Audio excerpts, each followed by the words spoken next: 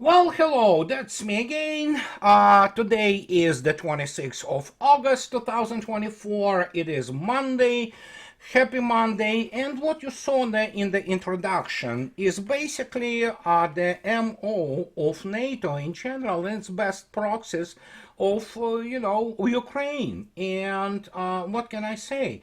This is a sheer desperation, the attacking of the civilian people. Just that's what they've been doing all along from the start. And here is the visual representation of what happened in the land where my grandma, God bless her soul, was born, in Saratov region. It is the city of Saratov. It is about 1 million population. It's a large city. And yeah, what do they do? Yeah, smack the UAV, filled with the explosives into the civilian apartment block. 38 floors is a target. But reality, of course, is more complicated. That Saratov is the area of the town or city of Engels, and Engels is the air base of Russian strategic aviation. All those venerable Tu-95s, MC and Tu-160s, white swans, those strategic bombers, which, by the way, today and yesterday created a really great fireworks in Ukraine, not only in response to the Saratov atrocity, which is of course classic terrorist act. That's what NATO does.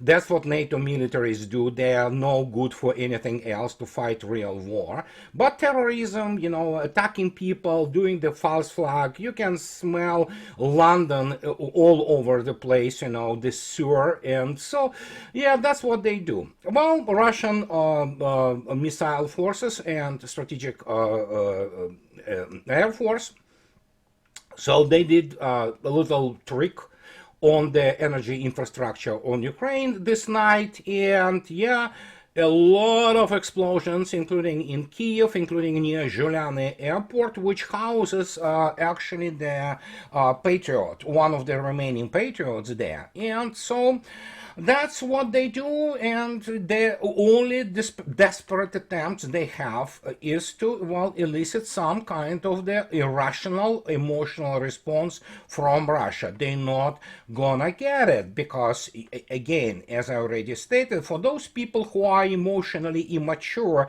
and cannot handle the stream of the information, they better, start viewing movies about or videos about cats, kittens. I love myself, kittens, and doggies, puppies, so, and all kinds of other funny things. So, but this is the real deal, and this is what is happening. And as I already stated, the Kursk incursion saw the atrocity on a massive scale, including taking hostages, including executing hostages, and there are evidence of this all over the place. That's what makes what I already stated, all those Western media, from CNN to what have you, to BBC, just, war criminals, like this guy from Rai, who was, poor dear, what a jerk. I mean, he was sorry that he interviewed the guy with the Das Reich SS Panzer Division insignia. Well, I don't know. I mean, so he's a war criminal, not the guy. The guy, obvious, the personnel of the armed forces of Ukraine, but this Rai guy. So, and again, if you look attentively, even in the tabloids, there are no serious media publications in United Kingdom, none. Zero, because the whole elite and these propaganda outlets and sewers which work for them are tabloids. And as I already stated, if you ever meet, on the sidewalk, the BBC or Times journalist, immediately go off to the other side of the street and have your doctor prescribe you a good course of the antibiotics, because who knows. But here we have the situation that here's the dude. He's talking about, well, you know what, it just, yeah, sure. So it's Times. As you know, Times is the like premier British thing, you know. So he talks about that Zelensky gamble exposes Putin's brutal regime. The Kursk raid gave Ukraine an advantage. Axing Western weapons curbs would drive it home. So it was today, well, actually it was yesterday, but yeah, today by Europeans time. So, and here's the name of the guy, Edward Lucas. He is classic British moron, one cell organism, and so he graduated, as you can see yourself. Oh, he's a non-resident of senior fellow and senior advisor at the Center for European Policy Analysis, SEPA. So, and he graduated at the London School of Economics and long-serving foreign correspondent in Berlin, Vienna, Moscow, and the Baltic states. He is an internationally recognized expert on espionage, subversion, the use and abuse of history, energy, security, information warfare. I can guarantee you that he knows nothing about those subjects, and as you can see, so he's the typical dumbed down product of the degree mills. Probably, well, London School of Economics is a joke, as is, for example, humanities departments in Oxford or whatever the hell they have, as I already stated, in London and around, and practically top bottom, British military is capable only of terrorism. They do not understand modern warfare, and what we have now in terms of the Kursk incursion, Colonel Larry Wilkerson, and he is an authority, he is an insider. He was the guy who, first, he has a good level military experience, no doubt about it, and so he was a guy close and a friend of Colin Powell, sadly the guy discredited by Bush Jr. administration. Colin Powell wasn't a bad man, but it was a tragedy with his, vial of the allegedly, anthrax and all that. But Larry Wilkerson yesterday, a Judge Knobs, he is talking about actually who have come up with this idiocy in Kursk. Like Mr. Lucas from Times thinks that it was success, which it is not, and anybody with the good grasp of military, strategy and operations will tell you, as Larry Wilkerson correctly stated, and again, it's not only him, Larry Johnson, Ray McGovern, and even for all my radical disagreement, not just disagreement, he doesn't know what he's talking about World War II and Soviet Union, with Colonel McGregor, nobody denies the fact that he is a good operational level thinker. So, and everybody else who have any degree of the military intelligence background, they talk about the Kursk, which became a news, and it's over because they wasted their best resources and reserves there. But, and they continue actually to feed them into this meat grinder. And Larry explains that the word on the streets of Washington, D.C., that essentially it was plausible deniability, and he said it was either Austin or maybe European Command, U.S. European Command, with a big input from London, which tried to, present some kind of the military successes prior to so-called elections. And what can I say? I am on the record, you can quote me, there is not a single American general who understands what modern operations are. And so, as a result, they ran into the catastrophe. And Larry didn't mince words, and he stated very clearly that it is over, and it's just a matter of time now. So, what we know so far about specifically Kursk incursion losses, they are horrific for Ukraine. So, yesterday, Russian Defense Ministry comes up with the numbers, and the numbers are terrifying for people who, it's a teeny-weeny silent, in Kursk region. But look at this. The armed forces of Ukraine lost over 5,800 servicemen during the hostilities in the Kursk direction. The operation to destroy Ukrainian troops continues, the Russian Defense Ministry said. And then it gives you, good score. In total, during the hostilities in the Kursk direction, the enemy enemy lost more than 5,800 servicemen, 72 tanks, 31 infantry fighting vehicles, 58 armored personnel carriers, 383 armored combat vehicles, 177 cars, 37 artillery pieces, the ministry said in a statement. Besides, they lost 5 installations, well, they lost 5 launchers and the radar of the entire aircraft missile system. 11 launchers of multiple launch rocket systems, including 3 HIMARS MLRS and 1 MLRS, 9 electronic warfare stations, counter-battery radars, air defense radars, 5 units of engineering equipment, including 2 engineering obstacle vehicles and 1 UR-77 demining installation.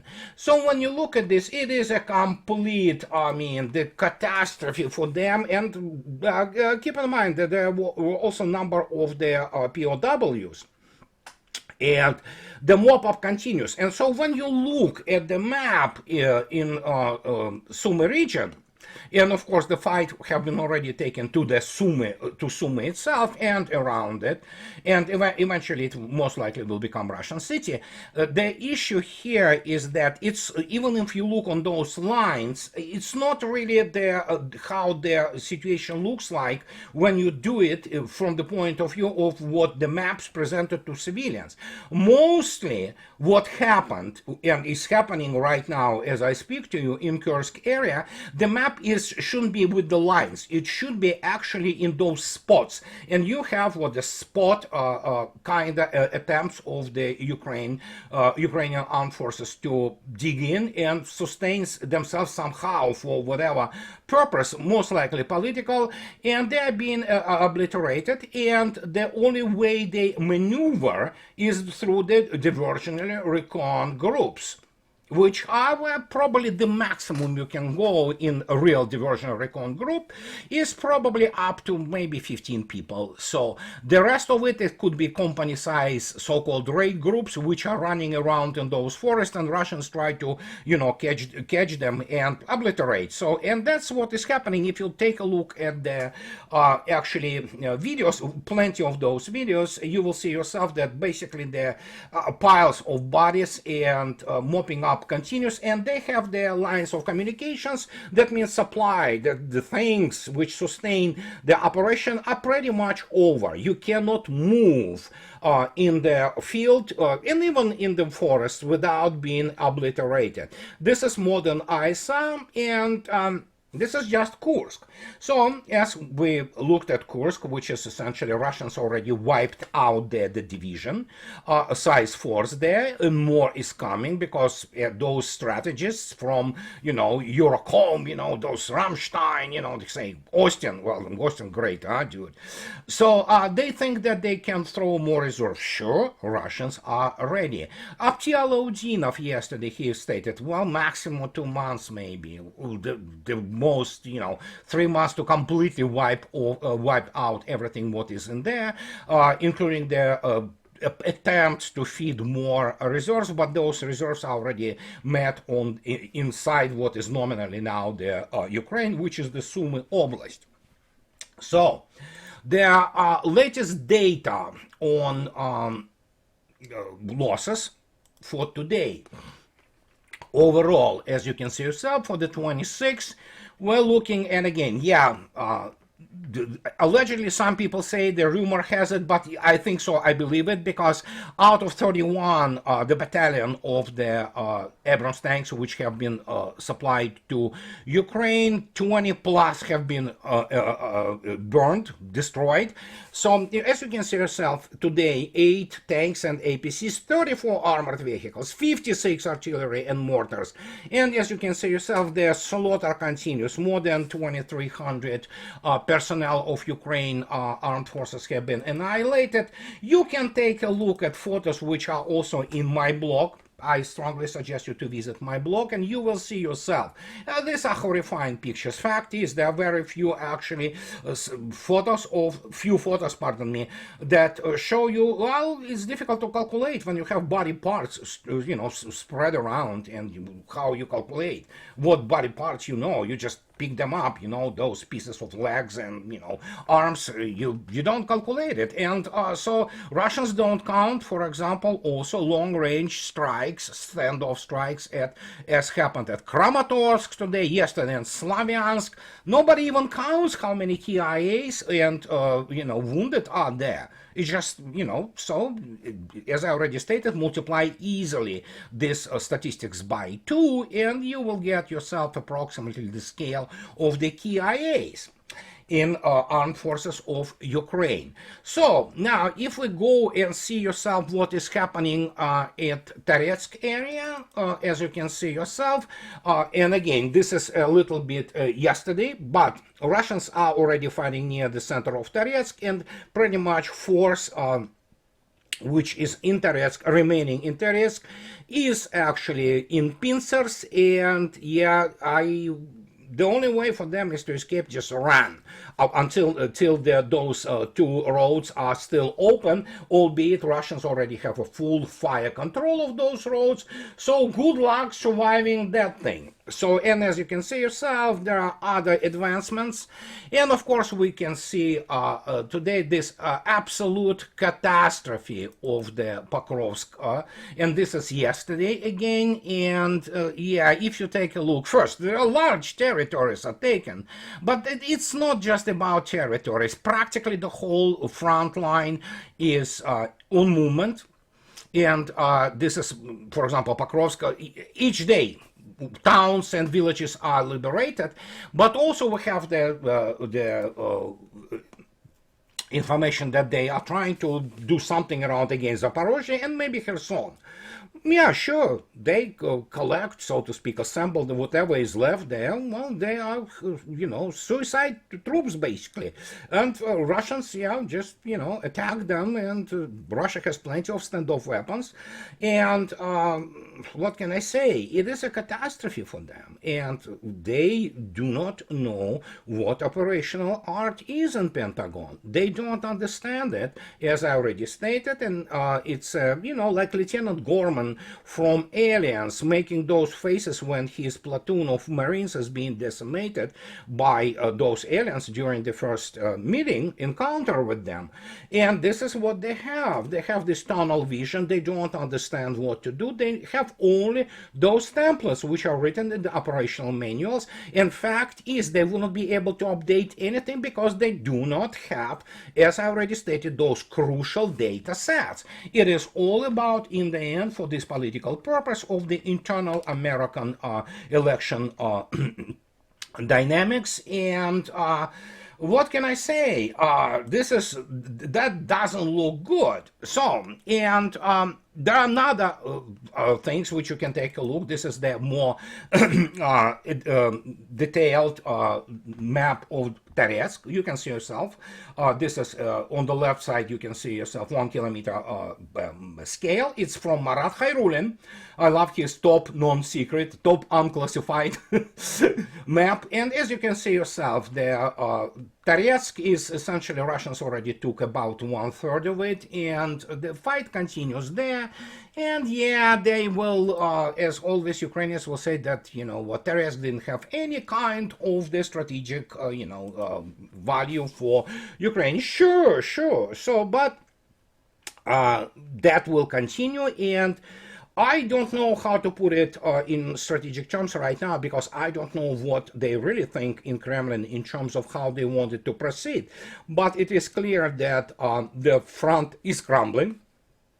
And you can see it very clearly on the maps. You can see it very clearly on what you need to do as anybody who wants to have the operational thinking. Not some kind of explosions, which is still important, obviously. But remember, I want to reiterate my constant point that strategy, military strategy, there's a grand strategy and political strategy of the state, but the strategy and operational art and operations and tactics, they work simultaneously vertically. They work up and down constantly. It's a loop essentially, or vertical if you wish, but with a two-way traffic, and they influence each other. And you need to have an institutions which adapt very fast and very clearly based on the fundamental arrays of information you get, combat information. And this is what Russians are feeding the general staff and all those staffs and commands of the level of the army and corps. And so when you look attentively at why, for example, US, NATO cannot do that, they don't have institutions established for that. And yeah, Joint Chiefs of Staff is not it. It doesn't have operational control of the armed forces. Commands are a completely different story, where the whole thing happens. They have their own staffs, obviously, headquarters, and they obviously have some kind of the planning department. But again, when you have your field manuals, which are extremely rigid, written, you have to follow them. You can change something on the tactical level. Operation and strategically, you cannot change things. It takes decades to train the force, which is in a full accordance with the new and fundamentally new strategic and operational concepts. That takes a lot of work, huge work, thousands of people writing documents, working with the information, processing it, making the decisions. Operational research groups work non-stop. That is not happening. And of course, as I already stated, United States made sure that it, swallowed hook, line, and sinker all this propaganda BS from Ukraine. And those people still believe that, some of them, and again, they believe it. The reason they believe it, because not only they are not good professionals, but the reason being that actually United States and NATO wanted to realize themselves as continental powers again, like Germany, for example, or France. Well, they are chihuahuas. I'm not even talking about the, clownish UK military. But United States is not continental power. It's expeditionary power, always was, always will be, because you cannot change your DNA. You cannot change your cultural, military, and economic DNA. And they try to present themselves as the guys who are capable of fighting this, level of operations. They cannot. Pentagon has no resources, as doesn't United States. And one of the funny things about this, which is I was actually quite taken aback yesterday. It is by CNN. CNN reports. We know it's the most truthful, source of news and analysis. I'm being facetious, of course. It's a sewer, as are most people who work there. They have no honor, integrity, and the horse. They are horse literally, both figuratively and in physical sense. But look at this. Yesterday they put out a comment on the General McMaster's blistering count of the Trump White House. So General McMaster actually, whose direct combat experience was limited to commanding a regiment with committing, by the way, some war crimes there in Iraq, and that's about it. So it's basically he was primarily involved in the police operation rather than serious combat there. And so McMaster describes in his book, and again, keep in mind, this is of course CNN, it amplifies the drama, but I want to point out that it's worth noting, because actually I can believe it. It is definitely true to a certain degree. In his blistering, insightful account of his time in Trump's White House, McMaster describes meeting in Oval Office as exercise in competitive psychophancy, during which Trump advisors would flatter the president by saying stuff like, "Your instincts are always right," or "No one has ever been treated so badly by the press," which, by the way, true. Meanwhile, Trump would say outlandish things like, "Why don't we just bomb the drugs in Mexico?" or "Why don't we take out the whole North Korean army during one of their parades?" Is it true? Possible. Again, McMaster certainly should answer for his words, and maybe that is why, if he says this, probably there are people who may confirm this. But the point is that, yes, Alistair Crook today write on his strategic culture piece that we're looking at, when you look at DNC, for example, as he correctly stated, it's the parade of the mediocrities, from Obama to, to Biden to Harris. I mean, and each of them is worse than the other. And everything what is unfolding right now, many people still cannot grasp the profundity of it all, because you have to take a look at the larger picture. And even the fact that Russians, for example, already laughing at elites And they talk about the idiocracy which essentially captured the United States, once great and beloved by me country, which was turned into, I don't know, it's something I never experienced before. This is, I mean, absolutely insane what is happening. And obviously there is now laughter at this super uber pooper nuclear strategy. Ooh, you know what? That is Russia. You know, United States will start after 26. You know, 2026 to get into this arms race, and you know what? They will show those damn Ruskies and Chinese and North Koreans that what is the nuclear arms race is. Obviously, it's so laughable. Even RIA News today posted the opinion piece, which is really funny, and it was so secret that it got leaked through New York Times, which of course it was designed to be so. So reality is, as I already stated, they can manipulate only with words. They can manipulate with opinions, create all those echo chambers, and create all those perceptions. That is why media in general are perception management outlets, but as you can see yourself, reality, of course, is extremely bad. And just to show you this, how to put it politely, it's bad. Okay, we have now the information. Obviously, it's 1 week ago that we have the U.S. Navy Columbia-class submarine face a new problem. Well, you know what? Color me surprised, as if we don't know that sinking sub feeling. The U.S. Navy new Columbia-class ballistic missile submarine and key element of U.S. nuclear deterrence is facing delays again, and I mean, it's almost expected. And so we have the situation that problems for Columbia class, originally scheduled for delivery in fiscal year 2027, the timeline has now shifted to fiscal year 2028 due to manufacturing delays, particularly with the bow module and steam turbines. Wow! You know why this is wow?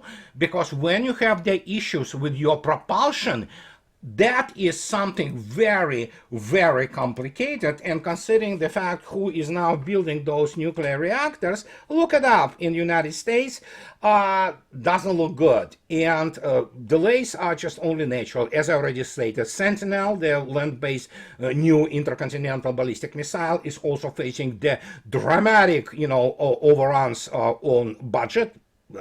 You can look up latest data, and if you want to know the actual numbers, go to the Government Accountability Office, GAO. They very often publish things of this nature, and it is delayed again. Yeah, who knows by how many years? So yeah, good luck trying to get involved with the the nuclear arms race while having actually neither platforms nor the new weapons.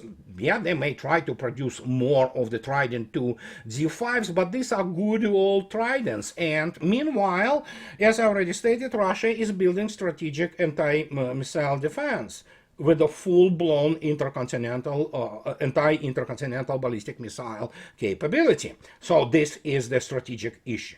Now, to the fact of what many may ask me about Durov and Telegram channel arrest in France. Some people say it because of the United States. Very well could be. But the point is, this fuss about it is not about really freedom of press or whatever media. Telegram channel is just the social media platforms. It became popular, and as the media, because they are really, just very excited about it, is because it's a glamour. Mr. Durov is actually, he's an imbecile. He probably has the ability to write the code and run things, but Telegram channel is yet another social media. Will the United States try to control or NATO control their narratives? Sure, but he is primarily a glamorous dude. As I already stated, he is mentally challenged. There are some bizarre things about him. So, while definitely understanding the political and ideological ramifications and implications of that all, especially when you have this loser Macron just coming out and commenting on this, but if you ask me, the Durov was from the get-go a weird guy. Now he found out what is this freedom of press and freedom of speech in Europe. Europe is. In United States, it still exists, but, well, we'll see what's going to happen in November. But yeah, they try to shut it down here. But the point is, I personally have no sympathy for him as a human, and the guy is just, well, okay, let me be straight. He is a classic asshole, and he behaved himself as an asshole. As for Telegram channel, there are many people who are standing there in the wings of this IT, social media, building. They will come in and create another social media, and guess what? This one probably will be completely based in Russia, and the Vkontakte, which is VK, it's another social media, and Mr. Durov actually hails from there. So it's a bunch of those god complex millionaires or billionaires, I don't know how much really real their wealth is, who sprang from all those social media. They're old weirdos like Mark Zuckerberg, this Durov dude. Look him up. The guy he has absolutely weird way of living, and yeah, so yeah. But again, media, you have to understand, 99% of the media personnel are people with no education. Journalism degree is not degree.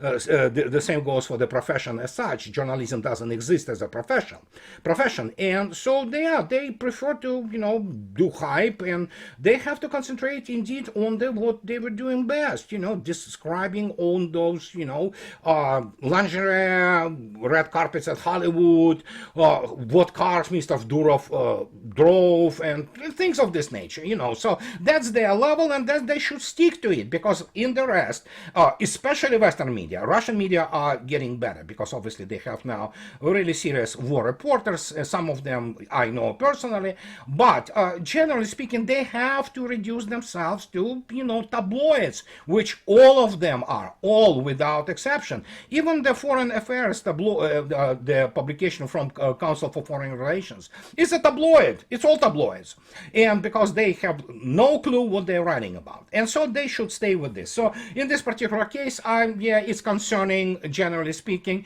but this is the result of the collapsing Western civilization, which is, in desperate attempts, lashes out at everything it can grab onto.